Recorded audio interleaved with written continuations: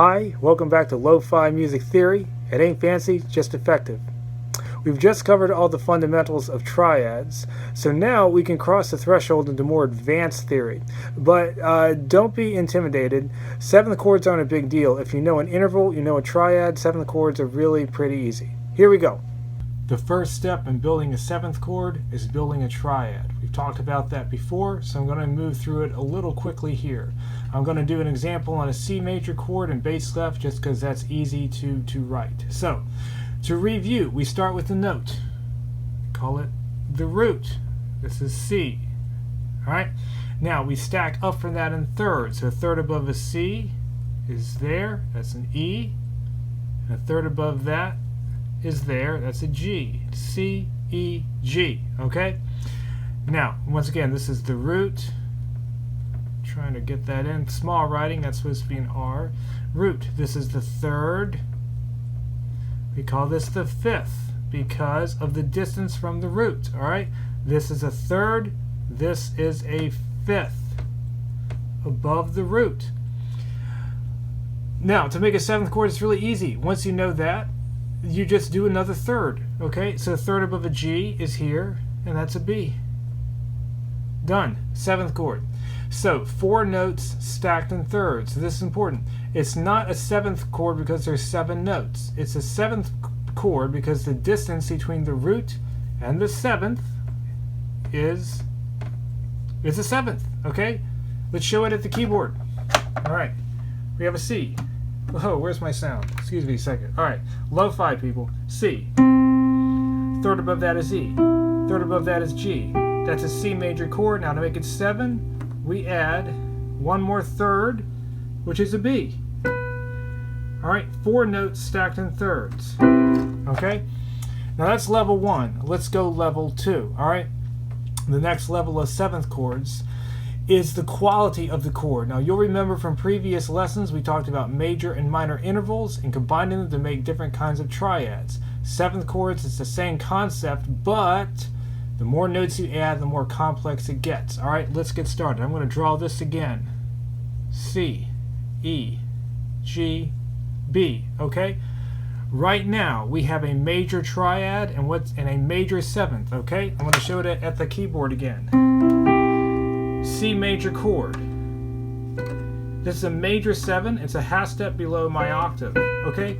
Major chord with a major 7 on top. Everything's major. We call that a C major 7. I'm abbreviating MAJ.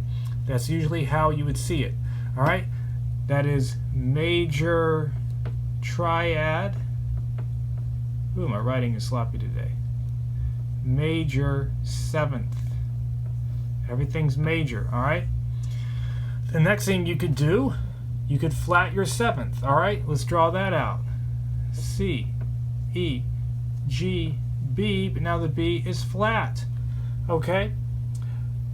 That would be called a C dominant 7. I'm abbreviating. DOM. C dominant 7. Alright? Major triad, minor 7th. Now, let me talk a bit about this here. This is, I think it's safe to say, this is the most common 7th chord. Alright, it's so common it gets its own name, and that is 7. The word dominant is hardly ever used. That's considered redundant in music speak.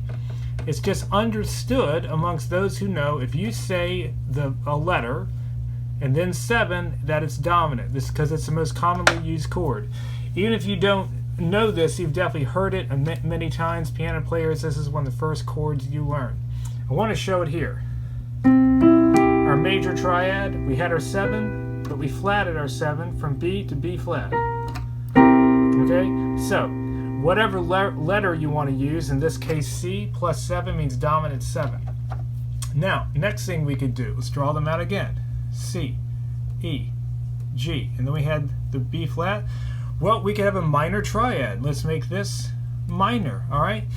So minor triad plus minor 7 gives a very obvious name, C minor 7, okay? Let's just label that So minor triad, once again I'm abbreviating, minor triad, minor 7th. Okay? Let's show it at the keyboard. We were here. Major chord, minor 7. Give us a dominant 7th chord, or just C7. Now, minor triad, minor 7. Give us a minor 7th chord. Next thing, we can keep flatting. Let's draw them out again. C, E, G. We flatted our 7th, we flatted our 3rd, we can flat the 5th as well, okay? This actually has two names. The most common name would be C minor 7 flat 5. We're just labeling what we did. All right, so follow the instructions. A minor 7th chord with a flatted 5th. All right, so this is now which when you do that, by the way, it makes it diminished. So this is a now diminished triad and a minor 7th. All right, so we were here, minor chord with a minor 7, but we flatted the 5th, gave us a diminished triad and a minor 7 on top for a minor 7 flat 5 chord. In classical music, this is called a half diminished 7th chord. All right, that would be written like this. We'd have our letter, in this case C, a little circle that's not a note with a dash through it, and a 7, a C half diminished 7. It's kind of a sloppy circle. Let me try to do it better. So circle with a dash through it. It's not coming out well. I'm trying to write small with big markers. But whether you call it a half diminished 7th chord, minor 7 flat 5, it means the same thing. Now the next thing, pretty common chord. Draw them out again. C, E, G, B. We flatted the B. We flatted the E. We flatted the G. If we have half diminished, we could have fully diminished 7. That means we actually, didn't leave myself enough room, we would double flat the 7. Okay? So, that is called C diminished 7. Or it's just written like this. C with a circle 7. C, so that means a fully diminished 7th chord. Let me just write that out. That's fully diminished 7th. All right? That is a diminished triad